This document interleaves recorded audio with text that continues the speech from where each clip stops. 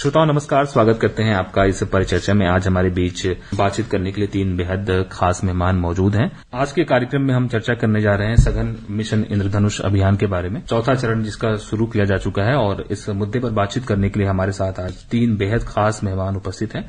हमारे साथ आज स्टूडियोज में पुष्पा केशरवानी जी हैं, आप एएनएम हैं सागर में, और मधु दुबे जी हैं, आप आशा बहन है बागराज वार्ड सागर में, और एक हितग्राही भी हमारे साथ हितग्राही बहन है शांति पटेल जी। आप तीनों लोग हमारे बीच हैं।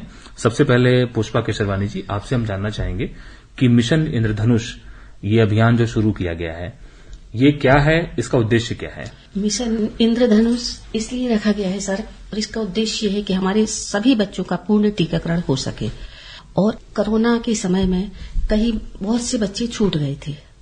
उन बच्चों के छूटने के कारण फिर हम लोगों ने अपनी आशा कार्यकर्ताओं से लिस्ट तैयार करवा के पूरे 0 से 1 वर्ष के बच्चों की, कि जो बच्चे भी छूटे हैं उन सभी बच्चों का हमारा टीकाकरण होना चाहिए। और ये ऊपर से भी आदेश है कि जो बच्चे छूट गए हैं, हमारे यहाँ कहना है जो हमारे तक ना पहुंच पाए, मैं उन तक पहुंच के और उनका पूरा टीकाकरण करवाऊं। जो न पहुंचे हम तक, हम पहुंचे उन तक, ये है उद्देश्य। हाँ, यानी कि जो माता बहनें टीकाकरण के लिए एएनएम बहन के पास या आशा बहन के पास या सरकारी दस्ते के पास अस्पताल में नहीं आ पा रही हैं, उनके पास जो है सरकारी अमला जाएगा, आशा बहन जाएंगी, एएनएम बहन जाएंगी, ताकि कोई भी बच्चा या माता टीकाकरण से वंचित न रह जाए। ये उद्देश्य है।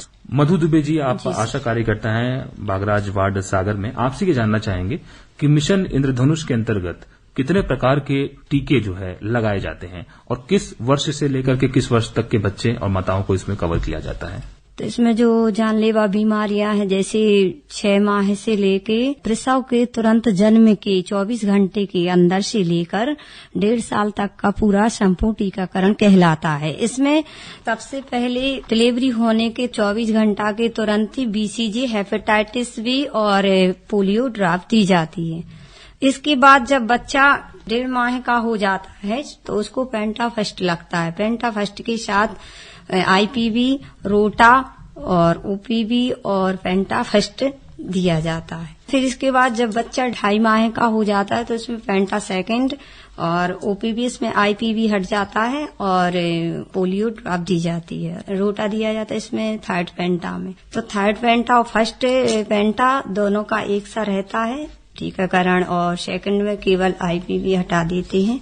और फिर इसके बाद सर जब बच्चा 9 माह का हो जाता है तो उसमें सर खसरा का टीका लगाया जाता है, जिससे खसरे की बीमारी नहीं होती है। और फिर सर जब 1.5 साल का बच्चा हो जाता है तो उसमें MR सेकेंड रिपीटी बूस्टर दिया जाता है। इसके साथ में विटामिन A की खुराक दी जाती है, और खसरा फर्स्ट में भी विटामिन A खुराक दी जाती है।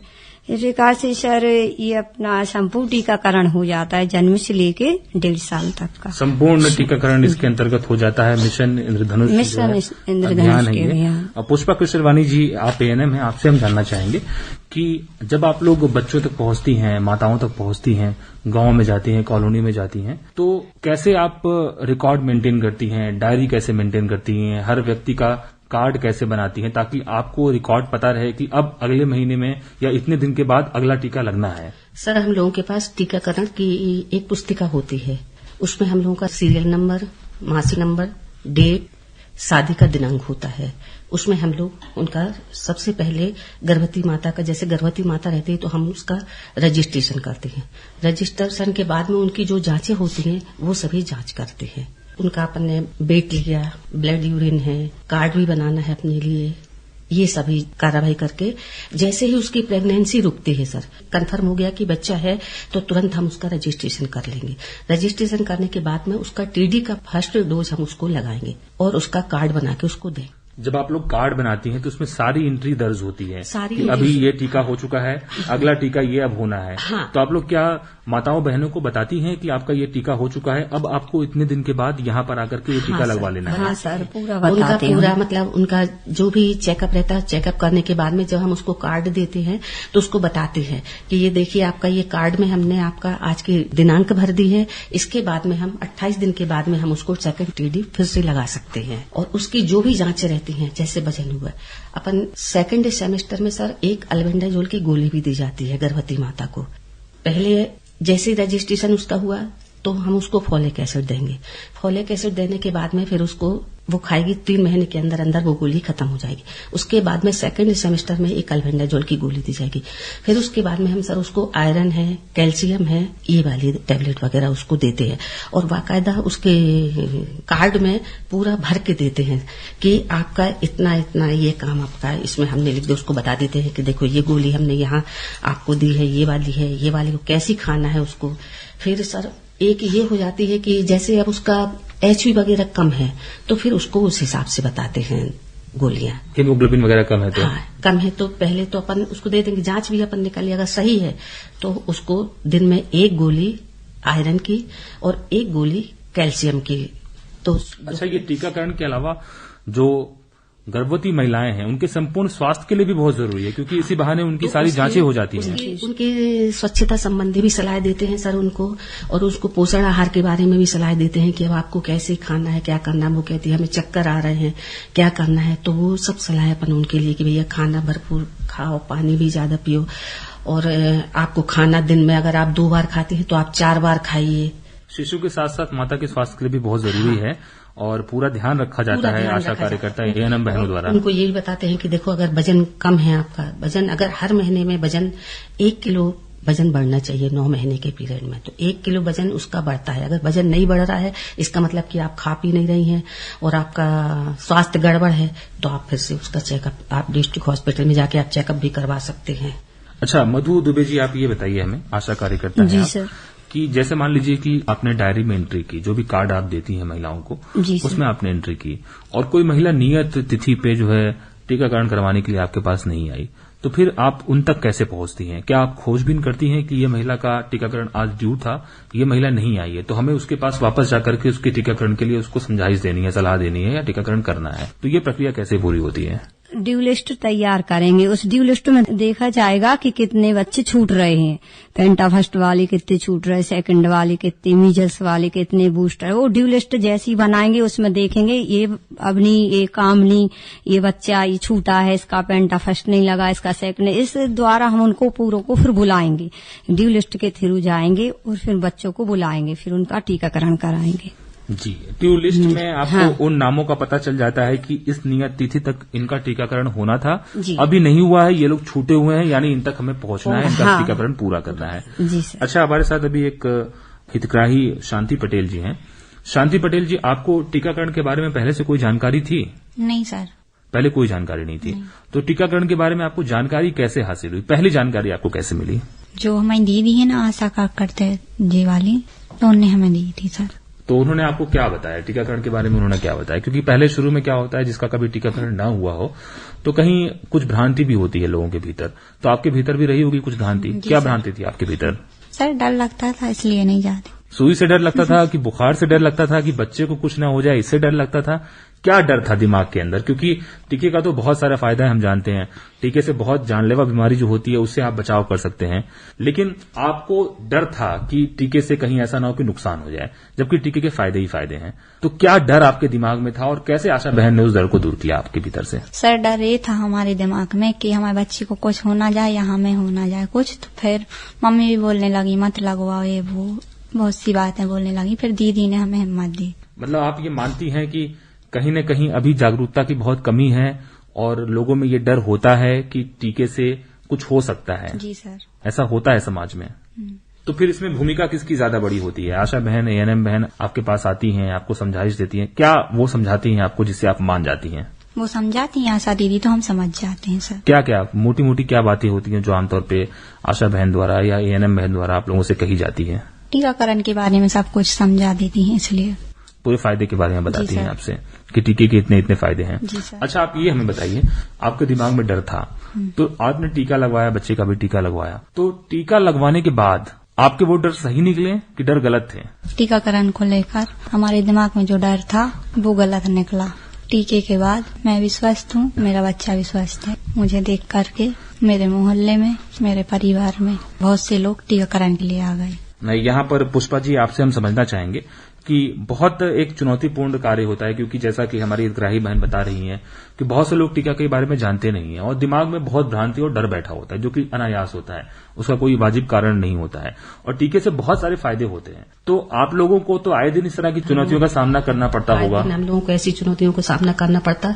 फिर जब हम लोग हितग्राही को बहुत अच्छे से समझाते हैं कि देखो, अगर आप लोग टीकाकरण नहीं करवाओगे, बच्चा बीमार रहेगा, माँ भी परेशान रहेगी, पिताजी भी परेशान रहेंगे, घर परिवार के लोग भी परेशान रहेंगे, आपका धंधा पानी भी बैठ जाएगा, उसको भी पैसे खर्च करना पड़ेंगे। इसलिए आप टीकाकरण करवाइए, जो बहुत जरूरी है, जिसके कारण हमारा बच्चा भी स्वस्थ रहे और हमें ज्यादा भाग दौड़ ना करना पड़े, ना हॉस्पिटल भगना पड़े, ना कुछ करना पड़े, और हमारा बच्चा स्वस्थ रहे और हम भी स्वस्थ रहे और हमारा घर परिवार भी सुखी रहे। निश्चित रूप से किसी घर में अगर एक कोई बीमार व्यक्ति है तो पूरा घर परेशान रहता है। और हम अगर उस स्थिति की कल्पना करें कि यदि हमारे घर में हमारा बच्चा बीमार है तो उस घर के पुरुष काम पे नहीं जा पा रहे हैं, तो उनकी रोजी रोटी, धंधा भी उनका जा रहा है, पैसा उनका खर्च हो रहा है, टेंशन बना रहता जी, मानसिक रूप से बहुत परेशान रहते हैं, मानसिक परेशान रहते हैं। तो ये इस बात को समझने की जरूरत है।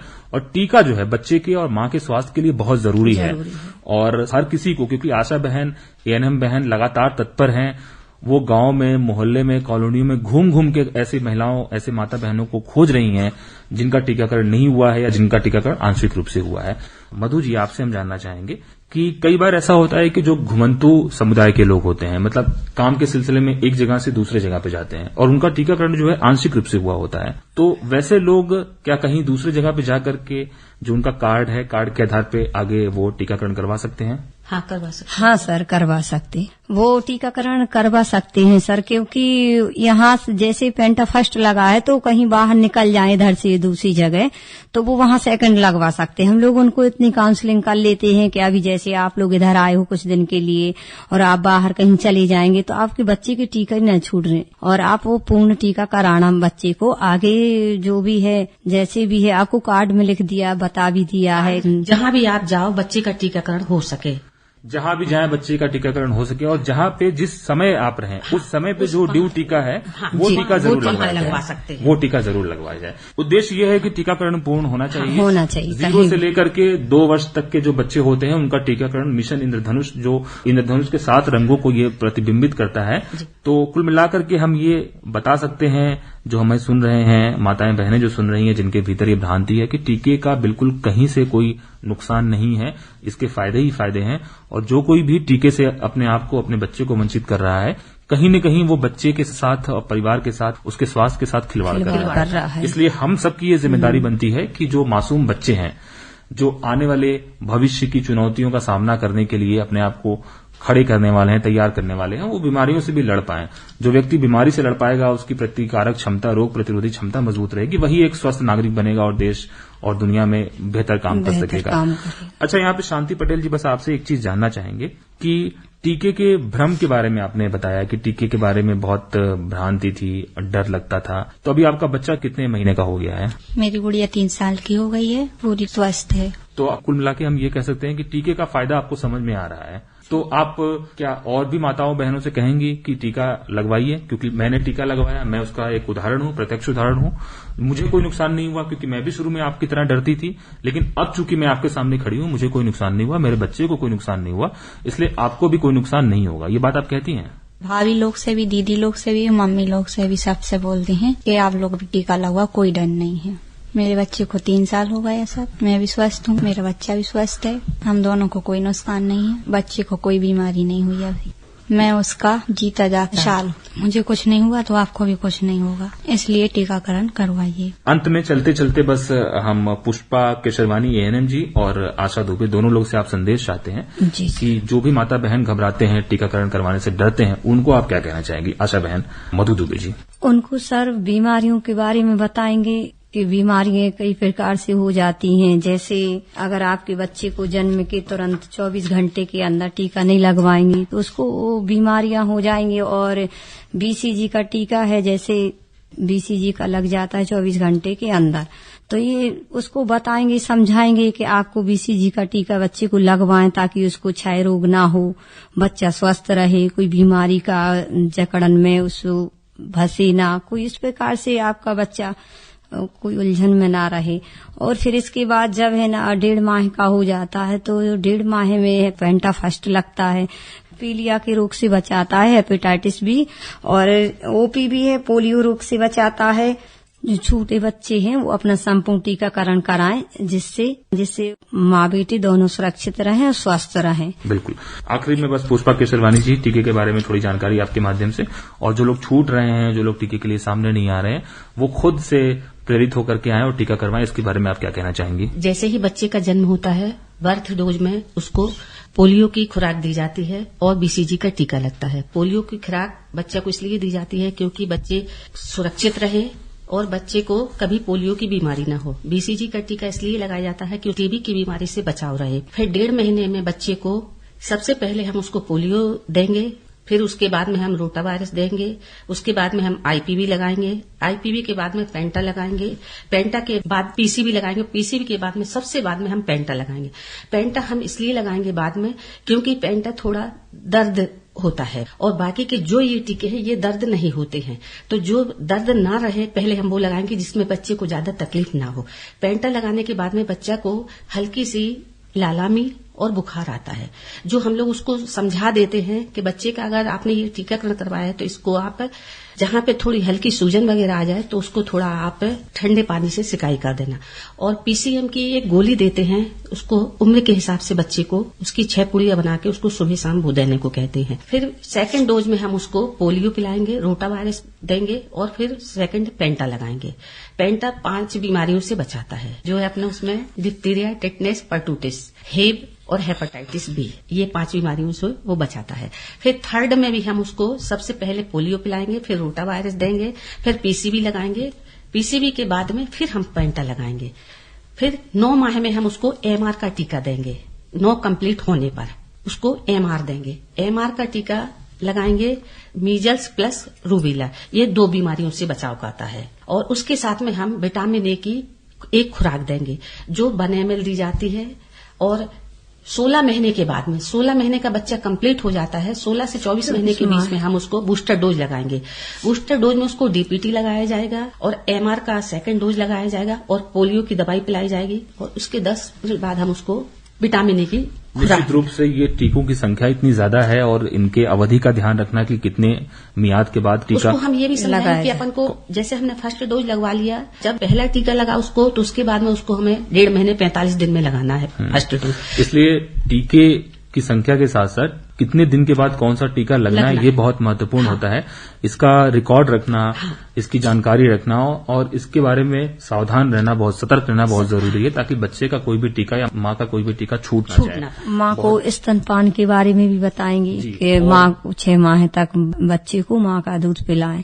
जी, टीकाकरण के साथ साथ जो पौष्टिक आहार होता है और जो भी सप्लीमेंट्स आपको दिए जाने होते हैं, विटामिन हो गया, फोलिक एसिड हो गया और आयरन की गोली हो गई, आप स्तनपान के बारे में बता रही हैं, तमाम और भी सारी चीजें दी जाती हैं। इसलिए जो भी माता बहन छूट गई हैं, बच्चे को 6 महीने तक हमें कुछ नहीं पिलाना है, ना गुटली पिलाना है, ना दूध पानी, केवल माँ का दूध। 6 महीने के बाद में फिर हम उसको ऊपरी आहार। तो ये तमाम जानकारियां आपको बड़े आसानी से मिल सकती हैं। इसलिए जो भी गर्भवती माताएं बहनें हैं उनको सतत रूप से निगरानी में रहने की जरूरत है। आशा बहन और एएनएम बहन की निगरानी में रहने की बहुत जरूरत है। तो जो भी लोग टीका से छूट गए हैं वो जरूर टीका कराएं और बच्चे के संपूर्ण स्वास्थ्य के लिए, माता के संपूर्ण स्वास्थ्य के लिए टीकाकरण बहुत जरूरी है। और मिशन इंद्रधनुष अभियान, जिसका चौथा चरण 4.0 अभी चल रहा है, ये भी इसीलिए चलाया गया है ये अभियान। और जब तक एक भी बच्चा छूट जाएगा तब तक इसका उद्देश्य पूरा नहीं होगा। और इसमें न सिर्फ जो स्वास्थ्य कार्यकर्ता हैं उनकी भूमिका महत्वपूर्ण है, बल्कि आम लोग जिन तक इन कार्यकर्ताओं को जाना है टीकाकरण कराने के लिए, उनकी भूमिका भी सबसे महत्वपूर्ण है, क्योंकि टीकाकरण उन्हीं का होना है। तो इस बात को समझना बहुत जरूरी है। हम बहुत बहुत शुक्रिया अदा करना चाहते हैं पुष्पा केसरवानी जी, एएनएम सागर से, और मधु दुबे, आशा कार्यकर्ता बागराज वार्ड सागर से, और हितग्राही शांति पटेल जी हमारे बीच बागराज वार्ड सागर से। तीनों मेहमानों का बहुत बहुत शुक्रिया, आपने वक्त निकाला और हमसे बातचीत की।